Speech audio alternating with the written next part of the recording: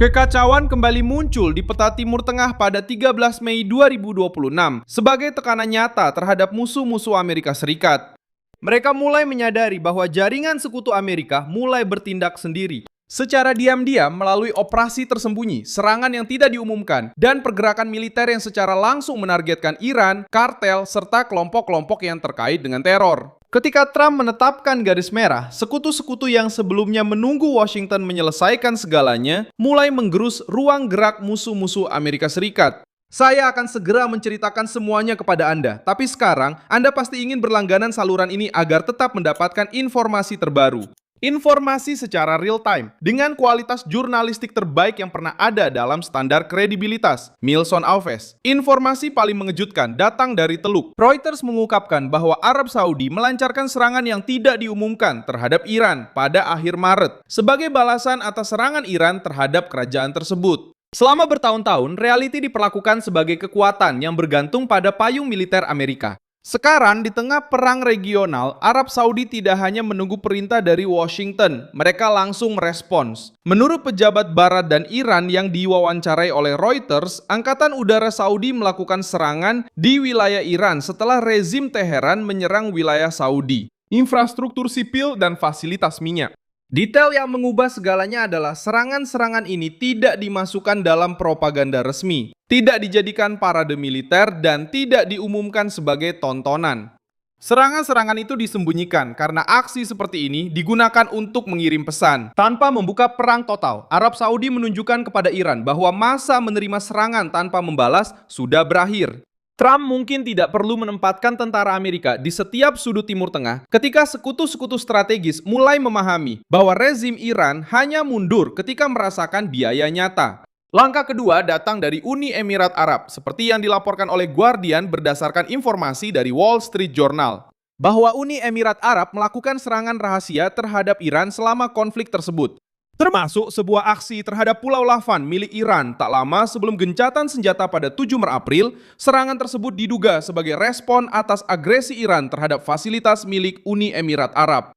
Artinya, Iran yang menyerang. Iran membayangkan bahwa sekutu Amerika Serikat hanya akan bertahan, dan Iran menerima respons yang sesuai dengan logika perang regional itu sendiri. Inilah titik yang membuat Teheran waspada. Perang ini sudah tidak lagi terbatas pada Trump, Israel, dan Pentagon. Sekarang, rezim Iran harus melihat ke Teluk dan memahami bahwa negara-negara yang sebelumnya mencoba bersembunyi di balik diplomasi, kini mulai bertindak secara langsung.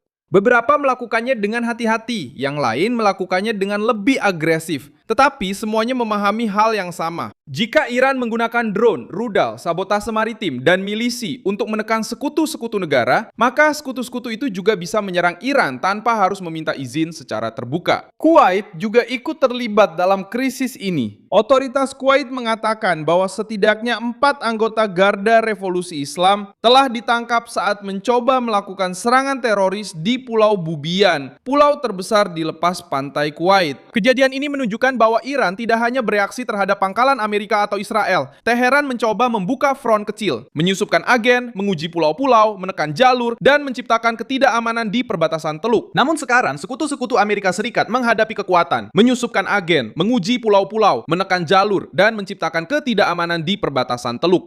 Namun sekarang, para sekutu lebih waspada, lebih bersenjata, dan kurang bersedia menerima bahwa Iran menggerakkan langkah-langkahnya secara diam-diam. Konsekuensi langsungnya adalah Trump mendapatkan situasi yang berbeda. Alih-alih aliansi yang diam menunggu Washington berdarah sendirian, kini muncul jaringan sekutu yang mulai mengambil sebagian tekanan. Inggris mengirimkan kekuatan militer untuk melindungi pelayaran, dan setiap tindakan seperti ini mengurangi ruang bagi rezim Iran untuk berpura-pura bahwa mereka mengendalikan krisis.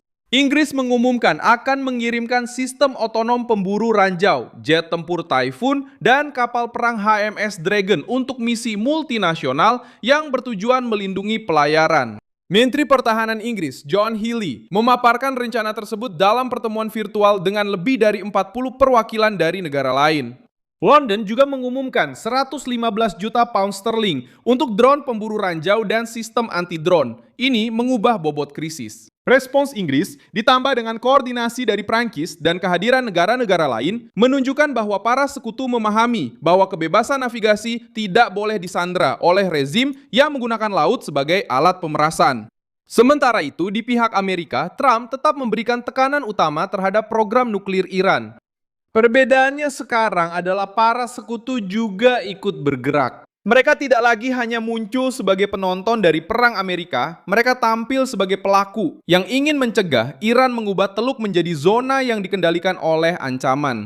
Ketika Trump menekan, para sekutu mengeluh di depan umum, tetapi di balik layar, banyak pemerintah tahu bahwa struktur kriminal hanya memahami biaya, blokade, intelijen, dan kekuatan. Dan itulah sebabnya perdebatan tentang operasi rahasia justru berkembang saat ini. Austria juga muncul di berita setelah jet tempur Eurofighter dikerahkan 2 kali dalam 2 hari karena pesawat militer Amerika memasuki wilayah udara Austria tanpa izin sebelumnya. Menurut Anadolu, mesin militer Amerika bergerak dengan kecepatan tinggi di tengah fase ketegangan global. Ketika terjadi perang di Timur Tengah, krisis di Teluk, tekanan terhadap kartel, dan perselisihan dengan Tiongkok serta Rusia, pesawat pengintai, intelijen, dan pendukung mulai beroperasi dengan ritme yang jauh lebih intens. Pengembangan, intelijen, dan dukungan mulai beroperasi dengan ritme yang jauh lebih intens. Semuanya menjadi lebih sulit bagi mereka yang mengira Trump akan sendirian. Ternyata tidak. Mungkin ada kegaduhan diplomatik, mungkin ada perselisihan di belakang layar, mungkin ada pemerintah sekutu yang mencoba menyelamatkan citra publiknya sendiri.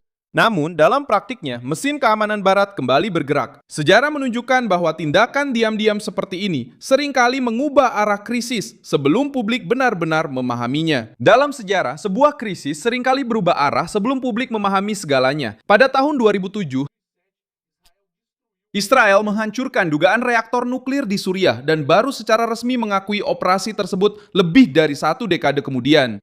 Reuters mencatat bahwa Israel mengakui pada tahun 2018 telah membombardir lokasi tersebut dan menyatakan bahwa hal itu seharusnya menjadi peringatan bagi Iran.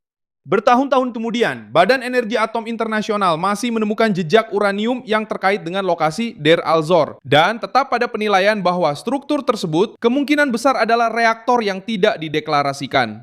Kasus ini penting karena membuktikan bahwa sekutu Amerika Serikat tidak selalu menunggu pertemuan publik, resolusi internasional, atau konferensi pers untuk bertindak terhadap ancaman strategis.